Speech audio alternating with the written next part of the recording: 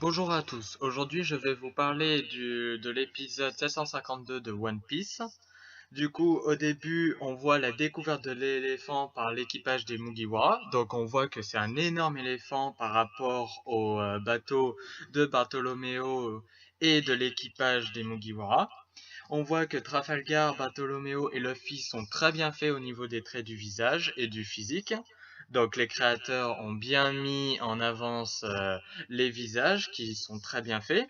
On a la découverte du Sony par l'équipage des Mugiwara.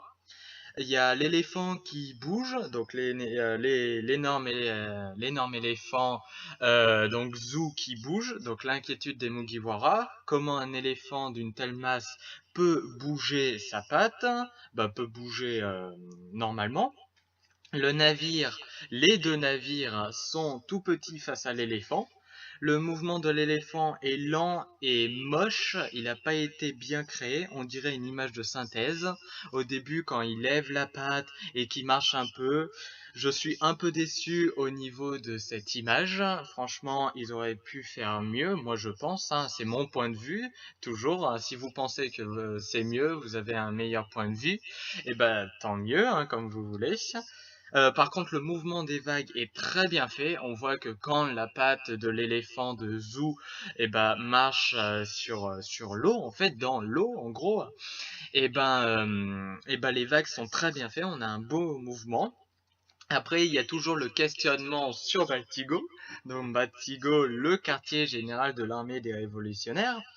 Donc Baltigo, Koala, elle explique que les trafics d'armes par rapport à Kaido et au Joker, donc Doflamingo, sont arrêtés et du coup il y a un gros mouvement au niveau des grosses puissances. Le Sea Purple, ils en parlent très rapidement, donc on va en parler très rapidement quand même. Il a été renforcé avec grâce à l'armée révolutionnaire, donc Sea Purple recherche Baltigo.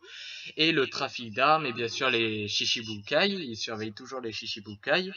Je veux pas spoiler, donc je dirai rien sur le Sea Purple des personnages, mais si vous voulez, vous pouvez regarder les scans et on voit qui est dans le Sea Purple. Il y a la fabrication aussi des armes, donc avec du minerai du fer ivre. Alors, c'est peut-être pas intéressant, mais je l'ai mentionné quand même. Peut-être après, on va parler du minerai. Je spoil toujours pas. Dragon, pardon, ne demande pas de nouvelles de son fils Luffy.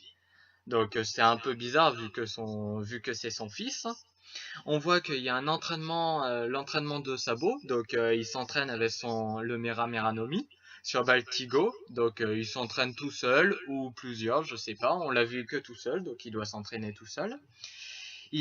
Dragon mentionne bien qu'il va faire une deuxième convocation des dirigeants de l'armée révolutionnaire pour la Grande Guerre, entre guillemets, parce qu'elle n'a pas encore eu lieu, mais qui va reconvoquer les grandes puissances de Baltigo, dont Dragon, Koala, Sabo, et d'autres que je mentionnerai pas, mais d'autres.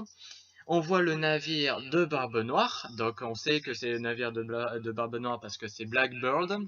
Et en plus, son drapeau, il a 3 têtes de mort, et là, il a 3 têtes. Je ferai peut-être une petite théorie là-dessus, sur Barbe Noire. On verra ça peut-être après. Vous me direz ça en commentaire si vous voulez que je fasse des théories sur Barbe Noire, pardon.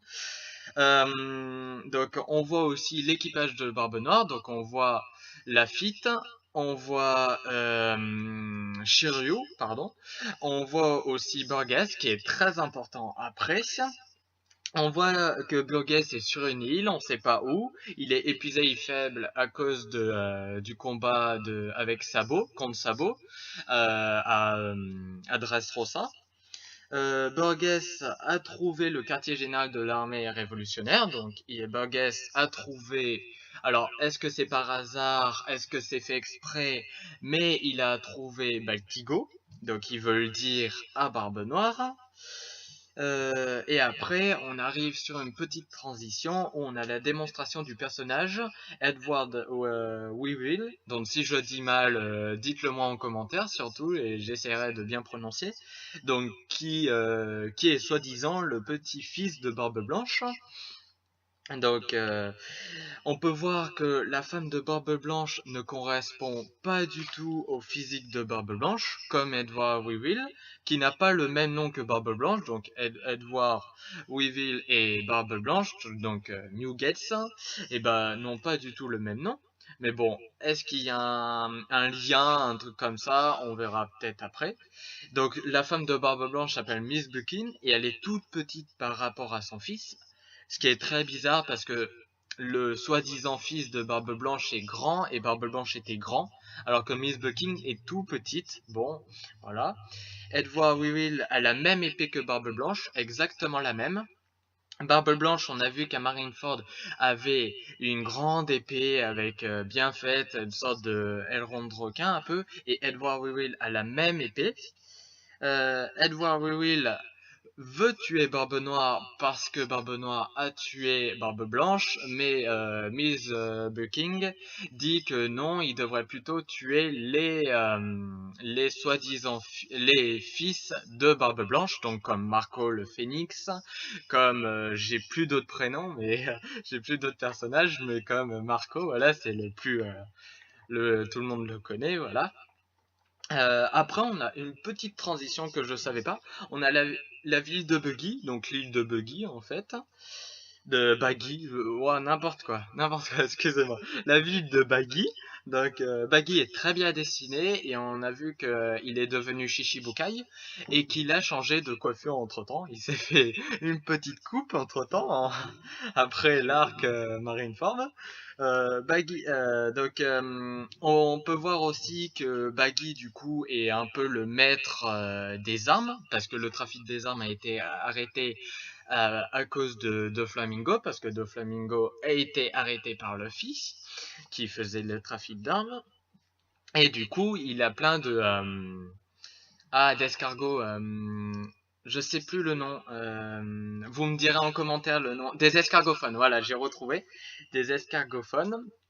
Donc il a plein d'escargophones où là tout le monde l'appelle pour le trafic d'armes, pour avoir des armes. Et on a vu aussi, on a entendu que Arlodine, donc le grand géant, les 5 grands géants qu'on avait vus à Dressrosa que Luffy avait combattu, et ben il veut s'enlever de Baggy, du trafic des armes. Alors est-ce que on peut appeler ça trafic des armes, d'un trafic des armes. Alors après, est-ce que Arlodine est en alliance avec Baggy et du coup il veut le quitter? Comme dans des scans qui sont là, les scans One Piece qui apparaissent, j'en dis pas plus, pour ceux qui n'ont pas regardé les scans. Mais est-ce qu'il y a une alliance entre Ariodine et Baggy et que Ariodine veut quitter car il veut aller avec Luffy, il veut rester dans l'alliance de Luffy et du coup plus faire le trafic d'armes avec Baggy? Je sais pas, on verra peut-être ça après dans d'autres épisodes et dans d'autres scans. Après, on voit l'équipage des Mugiwara qui prépare à se lancer au sommet de Zou, donc de l'éléphant, à travers la patte arrière gauche, pardon. Et on peut voir que Kanjuro dessine une sorte de serpent. Tout le monde croit que c'est un serpent et c'est un dragon, mais on sait tous que Kanjuro dessine très très mal. Mais bon, ça ce n'est pas grave. Et que Robin, ils ont tous des réactions différentes, car Robin trouve mignon 2 fois le petit dragon. Donc Kanjuro a dessiné, alors que Luffy trouve ça plutôt cool de monter sur un dragon ou un serpent, on sait pas trop à quoi ça ressemble en fait, parce que un dragon normalement peut voler et ça, cette chose ne peut pas voler. Donc c'est un petit peu bizarre, mais bon après voilà. Pas de Chopper, désolé. Usopp est un peu craintif. Bon, c'est le personnage. Usopp est toujours comme ça. Il aime pas trop l'aventure, mais on peut voir qu'il aime bien le dragon. Et on va voir dans la suite que le dragon a une petite importance Mais ça, je vous le dirai dans l'épisode d'après qui sortira dimanche. Et on a vu que par la suite, ils vont monter et il y a une chose qui leur tombe dessus sur Kinemon et sur Kanjuro. Mais j'en dis pas plus vu que moi j'ai regardé les scans et il y en a qui n'ont pas regardé les scans. Donc je voulais choisir bien sûr de regarder les scans, c'est d'autant mieux que les animés, même si moi je préfère les scans aux animés, mais il y a d'autres personnes qui aiment les animés et les scans. Voilà, c'était juste une petite information que j'aime bien vous partager avec vous, voilà.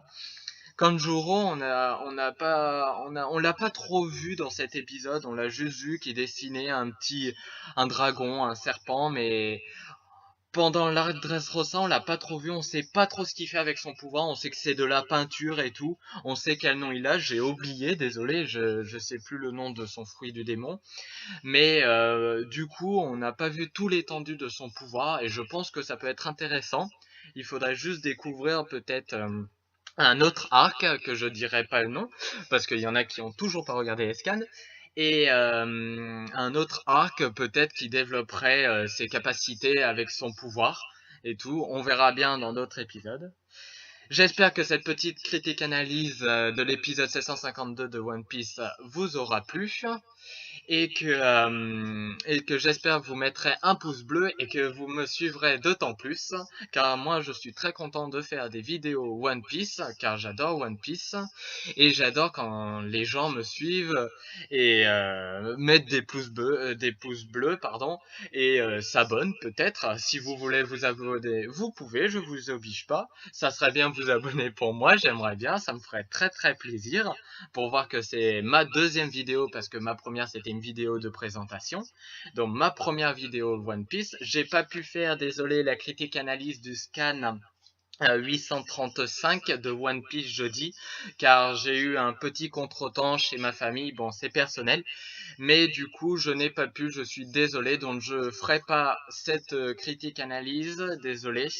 Et les jours suivants, donc ce jeudi, donc les vacances vont être un peu dures là parce que je suis avec des personnes et je vais pas trop pouvoir faire des vidéos, des critiques analyses comme ça.